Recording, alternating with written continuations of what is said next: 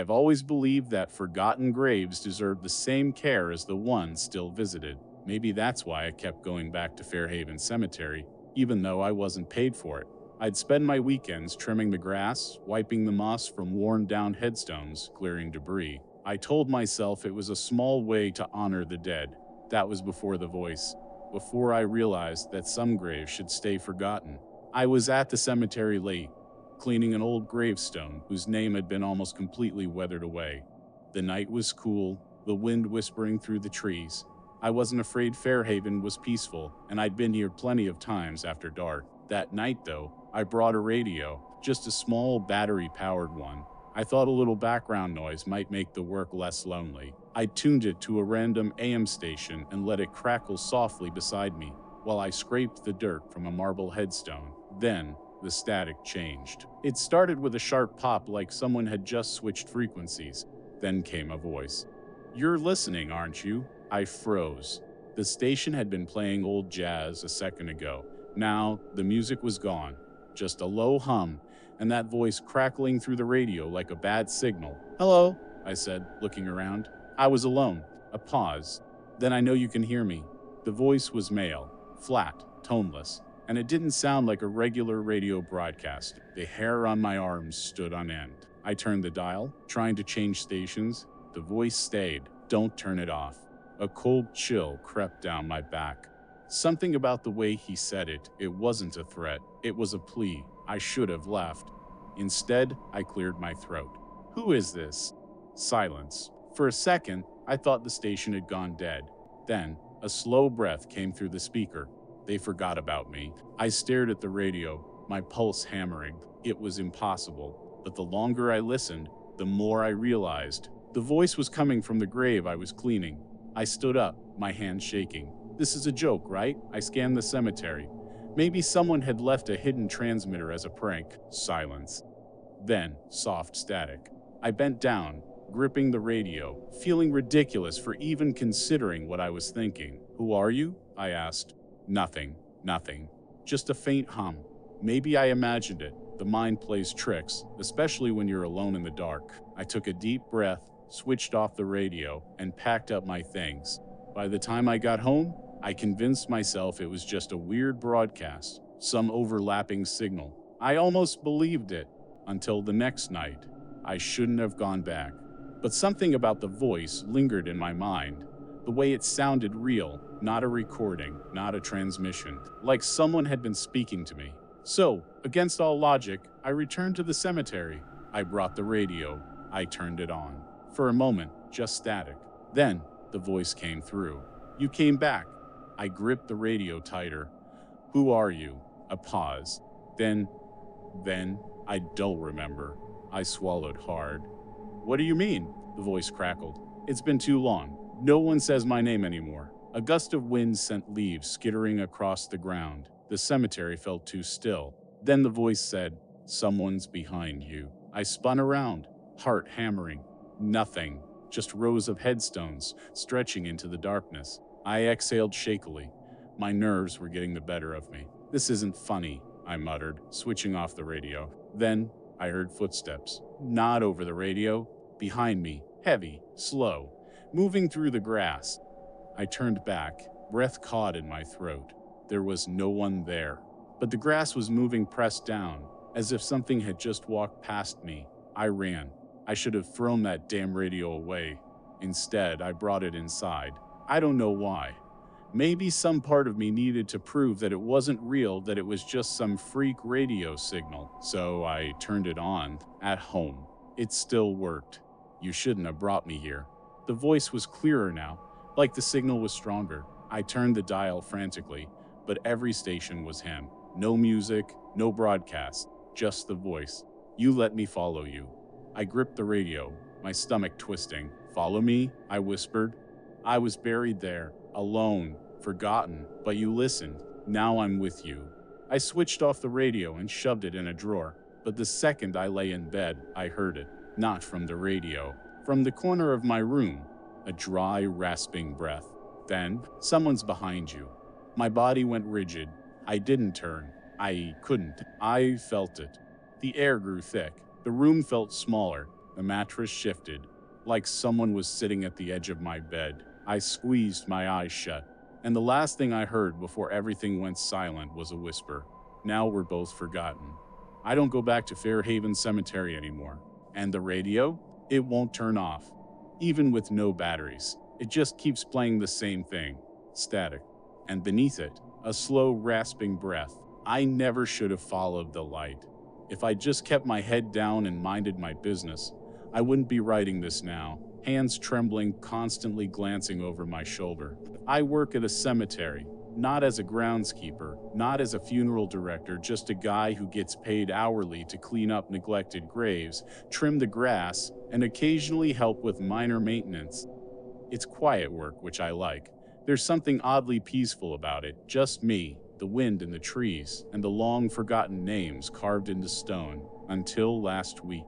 Now, I don't think I'll ever step foot in that graveyard again. It started last Wednesday. I was working later than usual. Normally, I clock out before sunset, but I had a double shift, and by the time I was finishing up, the sky was already deep blue, streaked with the last traces of orange. I was packing up my tools when I noticed it. A light, deep in the cemetery, near the older section where the gravestones were more weathered, leaning at odd angles. It wasn't the warm glow of a candle or the steady beam of a flashlight. It flickered pale, bluish white, like a flame, but colder. At first, I assumed it was a reflection. Maybe someone left glass on a grave, and it was catching the last bit of sunlight. But then it moved, not like a trick of the light. It drifted slow, deliberate, weaving between the gravestones. And I swear to God, I felt something shift in the air, like the whole cemetery was holding its breath. I should have left. I should have gotten in my truck and driven home. But instead, I grabbed my flashlight and walked toward it. I don't know what I was expecting. Some teenager playing a prank? A lost mourner with a lantern? But as I got closer, I realized something was wrong. The light wasn't coming from a person. It wasn't coming from anywhere. It was just there, floating, hovering just above the ground. It flickered like a candle, but there was no source, nothing holding it. Then, just as I reached the older section, it disappeared. Like a switch had been flipped. 1 second it was there, the next gone. I stood there breathing hard, the flashlight beam trembling in my hand, and that's when I saw it. An open grave, freshly dug, the dirt piled neatly beside it. The hole was deep, too deep. The sides were dark, the bottom lost in shadows. There was no headstone, no markers, nothing. My stomach clenched. No one had mentioned a new burial to me, and the cemetery didn't do late-night digs. Something was very, very wrong. And then I heard breathing, not mine, from inside the grave. A slow, rasping inhale, then an exhale. I took a step back, my boot crunching on loose dirt. My heart was hammering against my ribs. Then movement from below. A soft shuffling sound, like fingers scraping against wood. Something was inside that grave, something that wasn't supposed to be there.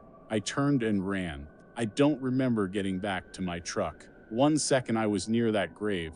The next I was gripping the steering wheel, gasping for breath. I told myself it was a prank.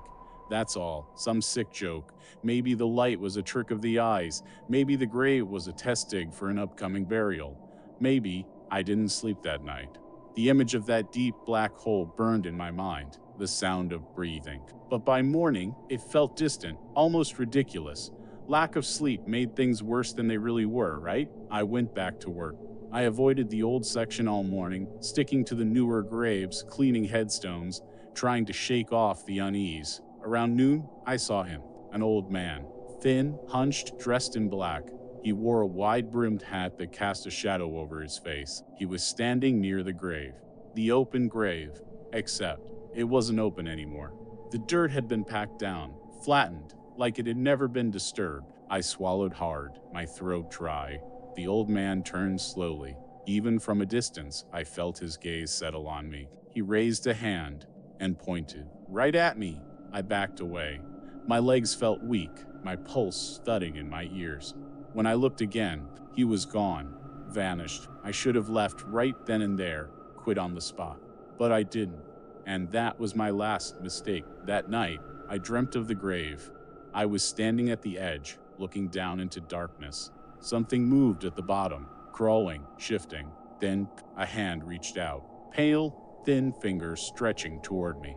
A voice whispered so close it felt real. "Let me out." I woke up gasping, drenched in sweat. My phone buzzed. A text from an unknown number. 3 words. "Stop digging. Now." I threw my phone across the room. I didn't sleep again. The next morning, I called in sick. I told myself I'd never go back, but something nagged at me. I had to see it one last time, just to prove to myself that I wasn't losing my mind. I drove to the cemetery, walked to the old section, and when I reached Elias Finch's grave, it was gone. Not the grave, the entire plot. No headstone, no dirt, no sign it had ever existed, like it had been erased, like it had never been there. And the worst part? There was another fresh grave, just a few feet away. No marker, no name. And for a second, just for a second, I thought I saw the dirt move, like something underneath was still breathing. I quit that day. I don't know what I saw. But at night, when I close my eyes, I still hear it. A slow rasping inhaled, and a whisper. "Let me out." I used to think the dead were the least of my worries. My name's Evan Carter. I'm 28, work nights as a security guard, and spend more time talking to myself than I do to other people. It's not by choice, it just comes with the job. I used to do retail security, but after one too many graveyard shifts at gas stations dealing with drunks and tweakers, I took an offer to work at an actual graveyard, St. Helena Cemetery, a sprawling historic burial ground on the outskirts of town. It sounded easy enough. Sit in a small office, make a few rounds, call the cops if I saw trespassers. Just me, a flashlight, and hundreds of silent residents. No fights, no belligerent customers, no one asking for a pack of smokes at 3 a.m. At first, I liked it. The solitude, the quiet. But quiet can be deceiving. The first time something felt off, I wrote it off as exhaustion. I was walking my usual route near the east section, where the oldest graves were. The headstones there were weathered, some sinking into the ground, others covered in ivy. As I passed an especially large monument, my flashlight caught something in the corner of my eye, a shadow. I turned sharply, expecting to see some dumb teenager trying to scare me. Nothing, just the graves, bathed in pale moonlight. I stood there for a moment, listening. My breath was loud in my ears, my heart beat a little too fast for my liking. I shook my head and kept walking. It was just my mind playing tricks, I told myself. Working alone in a place like this, your brain finds ways to entertain itself. That was night 1. Night 2 was worse. Around 2 a.m., I was back near the east section when I saw something moving. This time, I was sure. A shape, tall, thin, standing near one of the oldest graves. My stomach tightened. "Hey!" I called out, my voice cutting through the stillness. "Cemetery's closed." No response. The figure didn't move. I took a step forward, gripping my flashlight tighter. "You need to leave, now." Then my radio crackled. It made me jump, static hissing into my ear. I fumbled with it, trying to turn the volume down. When I looked back up, gone. I swept my flashlight across the area. No sign of anyone, no footsteps, no rustling in the grass. Just empty graves and a cold breeze curling through the tombstones. A deep, uneasy feeling settled in my stomach, but I kept moving, because what else could I do? Call the cops and tell them I saw a shadow? I told myself I was just tired, again. Night 3 was when things stopped being explainable. It was colder than usual. A thick mist rolled in, clinging to the ground like smoke. The air smelled damp, earthy. My rounds were uneventful until I heard it. Footsteps. Slow, deliberate. Just ahead of me, somewhere beyond the graves. I stopped, holding my breath. The sound continued crunch, crunch, crunch, crunch like someone walking barefoot through the frost-covered grass. I shined my flashlight in the direction of the noise. Who's there? Silence. Then something moved. A shape, half concealed by the fog, gliding between headstones. Not walking, gliding. I stepped back, every hair on my body standing on end. My throat was dry. The air felt wrong, heavy, like I was standing in a room too small to breathe in. Then my radio crackled again. Only this time, there was a voice, a whisper. Not static, not a glitch, a voice. "Don't look." My stomach dropped. I turned, bolting back toward the security office, heart pounding, breath coming in gasps. I didn't stop running until I was inside, locking the door behind me. I sat there for the next 2 hours, gripping my radio, staring at the security monitors, waiting for something to move. Nothing did.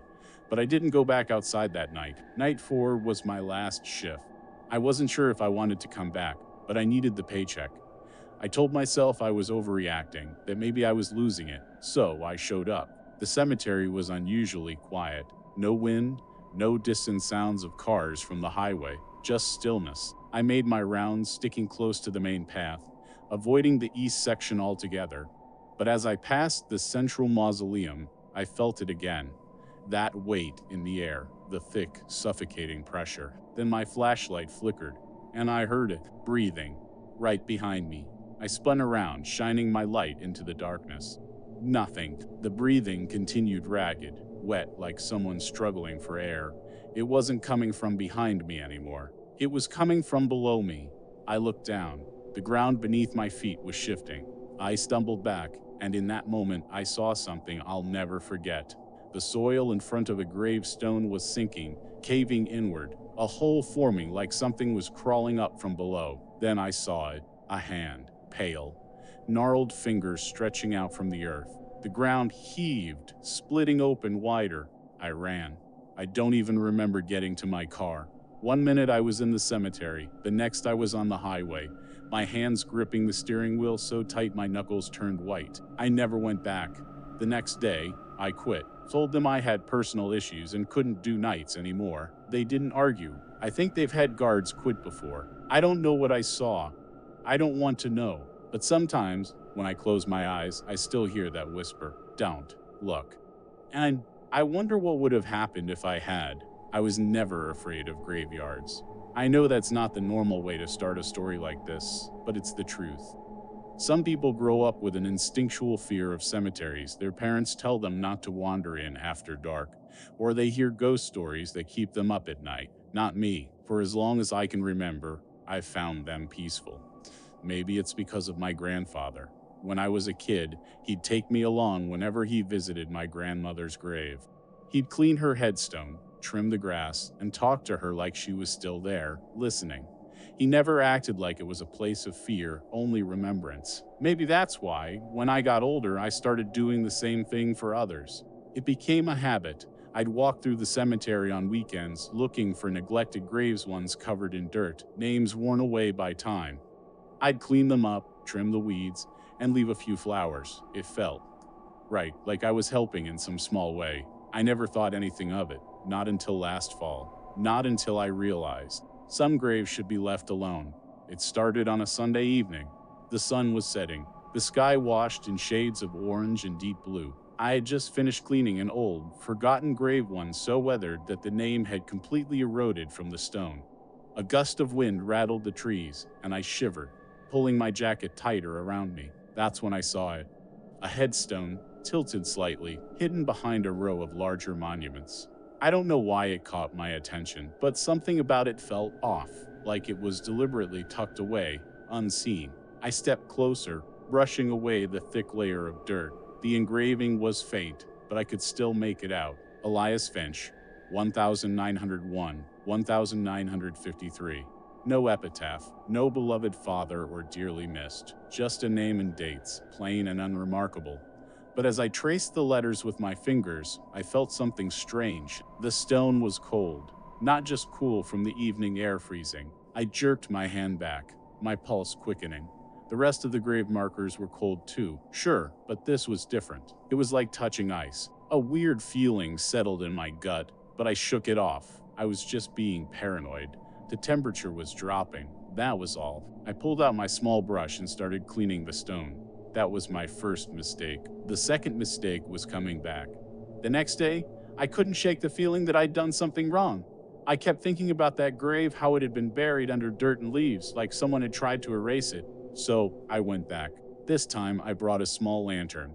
The sun had already dipped below the horizon when I arrived, and the graveyard was cast in deepening shadows. My footsteps crunched over brittle leaves as I made my way to Elias Finch's marker. The moment I saw it, I froze. Someone had put the dirt back. The grave I had carefully cleaned the night before was once again covered like I had never touched it. A lump formed in my throat. Had the groundskeeper done this? No, I knew him, and he never messed with the older sections. Then who? A cold breeze slid past me, and for the first time, the cemetery didn't feel peaceful. It felt wrong. I knelt down hesitating, then brushed the dirt away again. The name appeared beneath my fingers, Elias Finch. Still there, unchanged. I let out a nervous chuckle. Guess someone really doesn't want you remembered, huh? I muttered. The wind picked up, the lantern flickered, and then a whisper right behind me. I spun around so fast I nearly dropped the lantern. Nothing. The cemetery was empty. My heart was pounding. I swallowed hard, forcing a laugh. All right, that's enough creepy shit for one night. I grabbed my bag, turned on my heel, and power walked out of there. I told myself I wouldn't go back. But I did, and that was my final mistake. It was almost midnight when I returned. I don't know why I did it. Maybe I wanted to prove to myself that I wasn't scared. Maybe I was just being stupid. Either way, I found myself standing in front of Elias Finch's grave one last time, the lantern casting long, distorted shadows across the headstones. I took a deep breath. Then, I spoke. "Who are you?" The words hung in the cold night air. I felt ridiculous, talking to a grave. But then, the wind stopped. Everything went still. And the silence, it wasn't normal silence. It was thick, suffocating, like the entire world had gone mute. Then, a sound. A faint rhythmic tapping, like fingernails on wood. From beneath me, my breath hitched. I stumbled back, my legs shaking. Then the whisper returned. This time, it wasn't behind me. It was coming from the ground. "You shouldn't have cleaned it," I choked on a gasp. My whole body went cold. The whisper was low, raspy, like someone trying to speak through dirt. Then came the worst part. A single, slow knock from beneath the earth. I ran. I didn't look back. I sprinted through the cemetery, lungs burning, branches tearing at my clothes. I reached my car, hands shaking so hard I could barely get the keys in the ignition. When I finally started the engine, my headlights illuminated the graveyard entrance. And there, just beyond the gates, a figure stood, tall, motionless, watching. I floored it. I never went back to Fairview Cemetery. I don't know what I disturbed that night, but something was buried there for a reason. Some graves aren't forgotten. They're hidden, and I should have left Elias Finch alone.